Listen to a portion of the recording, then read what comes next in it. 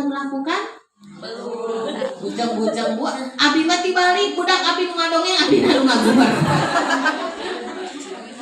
Oke, kalau ibu nggak bisa, ganti ya. Ganti dengan apa? Ngajakin anaknya cerita, dengerin anaknya ngobrol. Nu ayam ada ibu masuk tibalik, pun anaknya ngomong gane ngomong wae.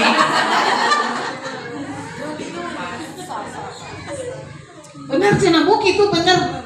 Berarti ya nama ari tos terang ke ndak kamari macan terangnya bu ya. Oh ternyata penting ngedengerin anak cerita teh. Mama, aku ya tadi di sekolah cicing gradek ya heula. Aku mah teh keur ya karena nenan adek. Harusnya gimana bu? Oh dede mau cerita bentar ya. Si dedenya suruh bobo dulu. Nanti kalau dede udah bobo, mama janji denger ceritanya tadi teh mau cerita apa? Tadi teh ada main bola ya mah ya. Terus kata temen teh, tenang cepet. Teh gol gitu menang teh. Seneng banget didengerin. Ngomong sama anak laki-laki dengan ngomong ke anak perempuan beda. Ngomong ke anak laki-laki, ibu jangan pernah nuntut anak laki-lakinya untuk lihat muka mamanya. Liatin kalau mama ngomong teh. Anak laki-laki 5 detik lihat muka mama itu udah bagus. Karena laki-laki ngelihat manusia itu dianggapnya benda, jadi nggak usah lihat muka.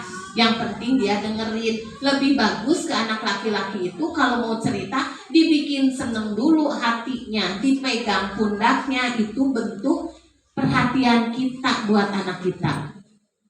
Dibikin seneng teh gimana bu? Ulah iya mah, wih kurang kalina amengnya jam 3 coal dicarekan. Maneh teh di mana wae atunya? Mani borang ereng-erengan oge hayo we ulin. Darang oge teh tutung geura. Tah anu nyebut budak nasieun hideung eta anu teu apaleun sareng skincare-nya. Terus gimana bu? Anak laki-laki itu udah dibuat seneng hatinya. Wih di mana? Dari lapang belakang rumah gini. Ngapain di sana ulu manghaning eta teh panas Iya tapi seneng abis main bola sama teman-teman. Oh gitu. Siapa aja teman teh disebutan hiji-hiji. Terus gimana menang? Menang dong. Besok main lagi mah lawan kelas yang sebelahnya lagi. Oh ya udah atuh ya. Insya Allah menang lagi. Udah seneng. Baru ibu tanya, dari sekolah teh ada PR nggak? Ada mah 3 malahan mah. Sok atuh nanti kerjain mau kapan ngerjainnya nanti udah maghrib dan sekarang mau mandi dulu. Kalau udah seneng hatinya ditanya PR teu baleud. Coba nu dicarekan tadi ceuk ibu.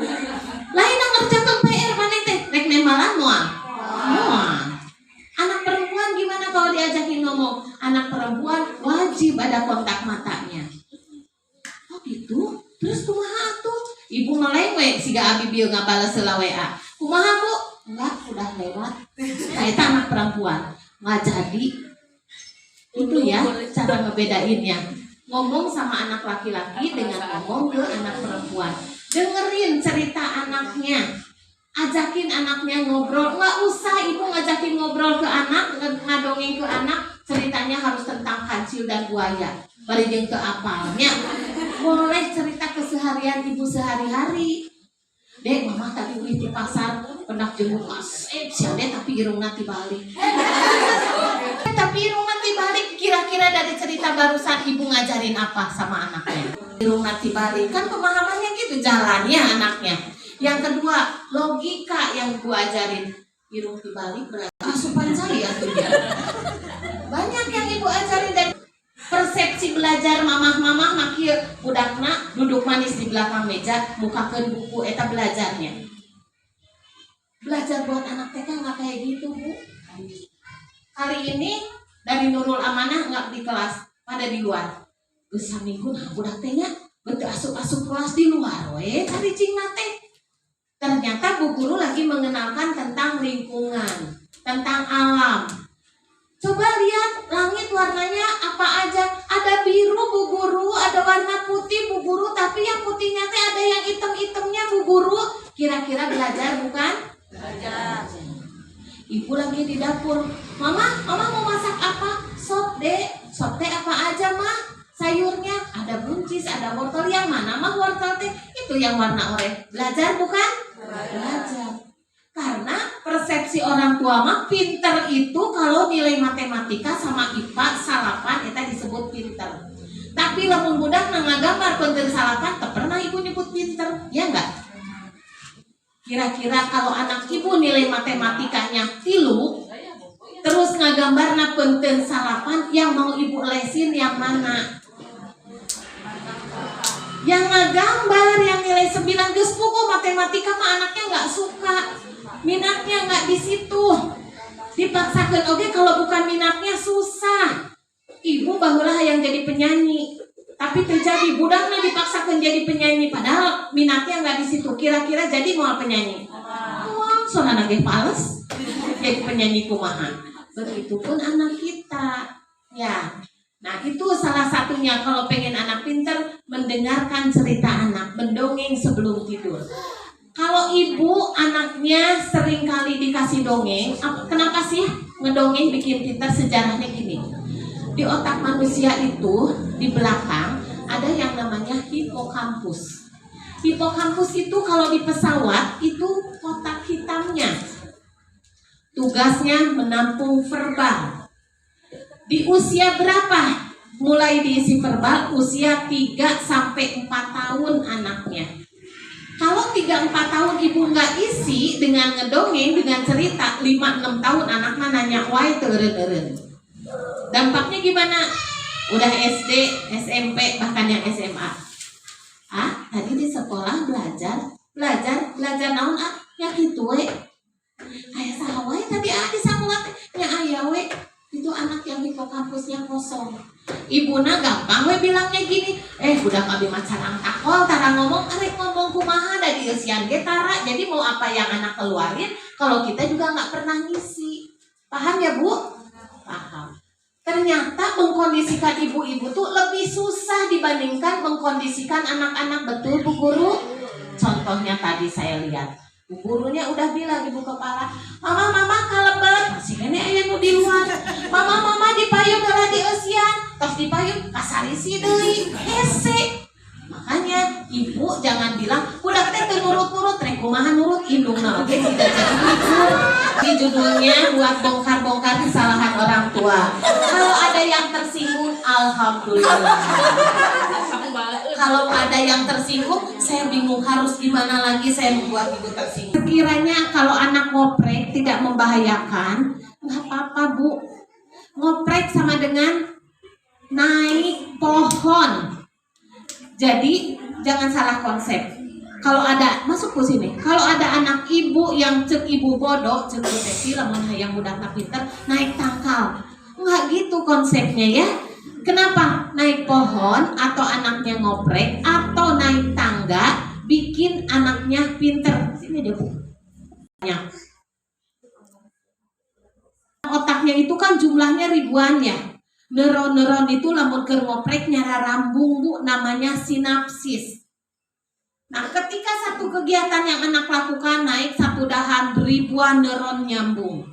Naik lagi ke dahan yang kedua, tambah lagi jutaan neuron sudah nyambung. Itu yang bikin anak pinter. Neuron-neuronnya nyambung. Naik ke dahan yang lebih tinggi, ibunya lihat respon ibu kumaha ketika lihat anaknya tataekan kaluhur.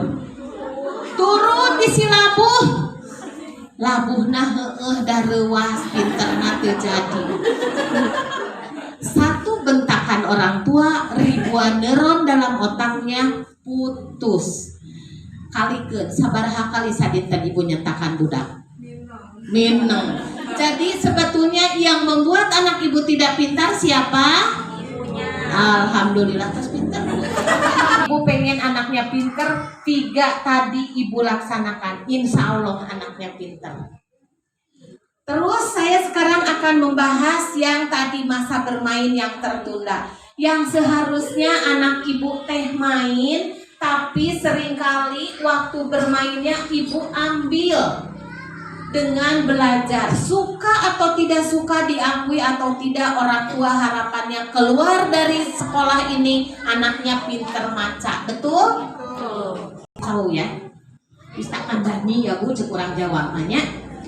Iya Bu, anak TK otaknya belum dipersiapkan menerima pembelajaran akademik. Walaupun anak TK itu di usia golden age, kalau dikasih stimulus sangat bagus sekali. Dia dengan mudah menyerap seperti busa nyerap ke air. Cepet banget, nguping lagu sakali langsung nempel. Betul? Di papatahan sakali langsung nempel. Ngedenger ti belah ditu aya nu nyarios kancing coplok apal. Makanya ibu tadi lingkungannya jelek. Tadi ada yang kelewat tentang lingkungan jelek ya. Jadi maksud saya jangan nyalahin lingkungan itu. Kalau ibu di usia 3-4 tahun sudah mulai ngajakin anaknya cerita, ngasih anaknya cerita, anaknya masuk di lingkungan jelek, anak ini menjadi filter di lingkungannya. Aku gak boleh ngomong anjing. Masa manusia dibilang hewan? Kan ibu mah suka salah. Anaknya bilang anjing, tadi ini nyarios anjing, awon, go. Padahal bener anaknya ngomong anjing ke hewannya. Ngomongnya anaknya kasar. Kata ibu, nggak boleh, jelek. Nu aya ku ibu dikurung ulah aman. Ibu bilangnya gini ke anaknya, adek kok ngomongnya jelek, dari mana dapatnya tuh? Dari sana. Adek kalau mau ngomong kayak gitu di sana, di sini adek nggak boleh ngomong kayak gitu. Kira-kira kalau anak ibu ada di lingkungan yang ngomongnya jelek, anak ibu lemes sorangan, aneh tuh? Aneh. Jadi biarkan anak mengenal mana yang baik, mana yang tidak baik dari sekarang, asal anaknya tahu bagaimana menempatkannya.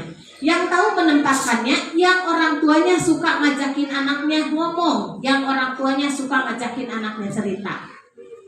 Namun orang tua anak tara ngajakan ngomong, tara ngadongeng, ketika anaknya ngomong jelek, yaitu tadi, akhirnya nggak boleh main keluar rumah. Karena bersosialisasi buat anak yang tugasnya bermain penting, ya. Nah, tadi kenapa orang tua harapannya anaknya pengen bisa baca? Udah, ini mah cenah daftar SD kedah biasa maca. Salah. Masuk SD syaratnya hanya usia.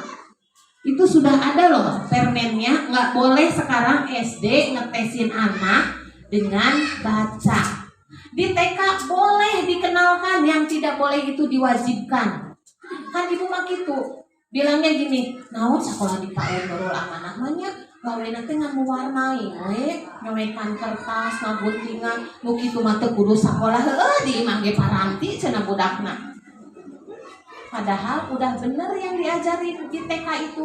Kalau saya bilang di TK itu kurikulumnya kurikulum Gusti Allah, Bu. Kurikulum yang tidak bisa dihentikan tapi bisa dipindahkan. Sogra anak ibu kalau pulang sekolah lompat-lompat di kasur ya. Kan ku ibu dimarahin. Padahal anaknya lagi merangsang motorik kasarnya.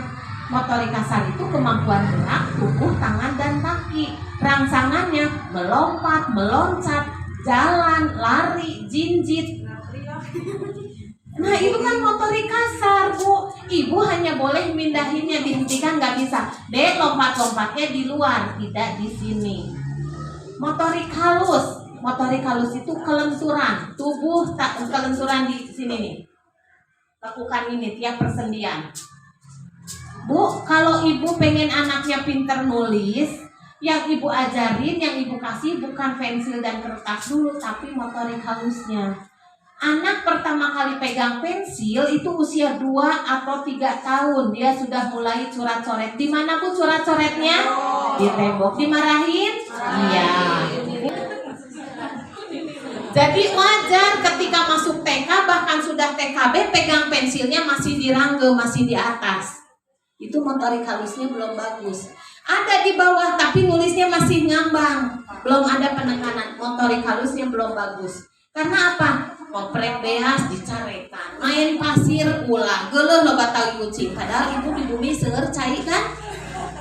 Alhamdulillah. Tuh kata iklan Rinso udah paling bener, gak kotor, gak belajar. Sayang saya